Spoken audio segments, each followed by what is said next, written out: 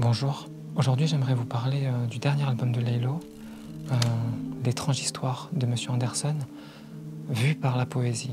Parce que dans cet album, Laylo va souvent parler de rêve, d'alter ego, et aussi finalement l'envie de vouloir casser les codes dans la musique, ou en tout cas dans le rap.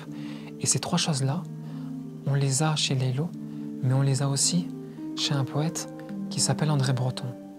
André Breton, c'est un poète, un écrivain, un auteur, dans les années 20, qui est surtout connu pour avoir écrit Nadia, que vous avez peut-être étudié en cours, et pour avoir fondé le surréalisme. Nous, ce qui nous intéresse ici, c'est que André Breton a la même démarche que Laylo, d'un point de vue créatif. C'est-à-dire que Laylo, avec cet album, il a réuni le fantastique et la science-fiction. Parce qu'en fait, si vous voulez, la schizophrénie, les rêves, l'alter ego, la création ou l'envie de créer un personnage imaginaire, c'est du fantastique. Et en même temps, il y a l'instru, les prods, l'autotune, le matérialisme dans les textes, qui fait que ça sonne très futuriste, très science-fiction. Et ça, c'est l'énorme point commun, si vous voulez, entre Laylo et André Breton. C'est-à-dire que Laylo, finalement, il va prendre deux mondes qui ne se mélangent pas, et il va les fusionner pour créer le digital. Monsieur Anderson, Trinity, Rousey, etc. De la même façon qu'André Breton va énormément s'inspirer de Bosch pour créer le surréalisme. Alors Bosch, quand il peignait, en fait, c'était un peintre. Quand il peignait, en fait, il prenait souvent deux thèmes qui ne se mélangeaient pas. Et ça sonnait pas comme quelque chose de naturel pour son époque. Mais lui, il le faisait quand même, il le mélangeait quand même, pour créer un nouveau monde, un nouveau point de vue, un nouveau regard sur le bien, le mal, la nature, les êtres humains, le paradis, l'enfer. Mais en tout cas, c'est toujours deux mondes qui ne se mélangent pas. Et la dualité de Bosch, c'est ce qui a énormément inspiré Breton pour créer ce qu'on appellera ensuite le surréalisme, avec Ernst, Dali, Duchamp, etc. qui vont s'ajouter. Mais ce que je veux dire, c'est que ça ressemble beaucoup à la démarche de Laylo dans le rap. Il mélange deux concepts qui ne se mélangent pas pour créer une nouvelle tendance, un nouveau monde, comme Breton a créé une nouvelle tendance à son époque. Le deuxième point qu'on va voir ensemble, c'est la création de Monsieur Anderson. Parce qu'on retrouve ça aussi chez Breton, le fait de créer un mythe, une divinité et se l'approprier d'un point de vue personnel.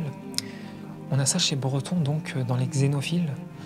Les Xénophiles, c'est une série de poèmes sur les divinités qui ont été oubliées de l'histoire, des idoles, des dieux, des déesses. Et en fait, André Breton a beaucoup écrit ça au début des années 40, quand il était très inspiré par Haïti. Il a fait quelques voyages là-bas au début des années 40. Et parmi tous ces petits poèmes, j'aimerais vous lire Uli. Uli qui est un dieu, qui est l'idole Uli. Et vous allez voir, en fait, on dirait Monsieur Anderson qui parlerait à Laylo dans les années 40, quoi, il y a 80 ans. Je vais vous le lire. Pour sûr, tu es un grand dieu. Je t'ai vu de mes yeux comme nul autre. T'es encore couvert de terre et de sang, tu viens de créer. T'es un vieux paysan qui ne sait rien, et pour te remettre, t'as mangé comme un cochon. Tu es couvert de taches d'homme, on voit que tu t'en es fourré jusqu'aux oreilles. Tu n'entends plus, tu nous reluques d'un fond de coquillage. Ta création te dit haut les mains, et tu menaces encore. Tu fais peur et tu émerveilles. Donc là, on croirait finalement voir, d'une certaine façon, Monsieur Anderson qui parlerait éventuellement à Laylo. Et on ne sait pas si c'est Breton qui écrit pour Uli ou si Breton s'en fait sa propre divinité, sa propre création, et que sa propre création lui parlerait. Et c'est ça qui est hyper intéressant, c'est que de la divinité à l'alter ego, il n'y a qu'un pas. Et comment vous dire ça, ce pas-là, Laylo, il va aussi le franchir. Parce que Laylo, il écrit parfois à Monsieur Anderson, comme si Monsieur Anderson lui parlait à lui-même, alors que c'est Laylo qui écrit. Et ça, c'est une des traditions surréalistes qu'André Breton a initié et a créé, dans le même style finalement que l'écriture automatique. C'était pour gagner en inspiration, en créativité. Là, par exemple, je vais vous prendre un poème qui s'appelle Le soleil en laisse. C'est un poème qu'il a dédié à Picasso. Et vous allez voir, c'est encore plus parlant. Une nuit où j'étais de quart sur un volcan, j'ouvris sans bruit la porte d'une cabine et je me jetai au pied de la lenteur. Tant je la trouvais belle et prête à m'obéir. C'était qu'un rayon de la roue voilée. Au passage des morts, elle s'appuyait sur moi et jamais les vins braisés ne nous éclairèrent. Donc là, c'est André Breton qui écrit, mais on dirait que c'est Picasso qui a écrit un poème pour André Breton. C'est comme si il imaginait que c'était Picasso, quoi. Comme si Picasso, c'était son alter ego, son Monsieur Anderson pour Laylo. Par exemple, dans le poème, tant je la trouvais belle, ce serait la peinture. Belle, ce serait la peinture. Et prête à m'obéir, prête, c'est la toile. La toile, elle serait prête à obéir à Picasso.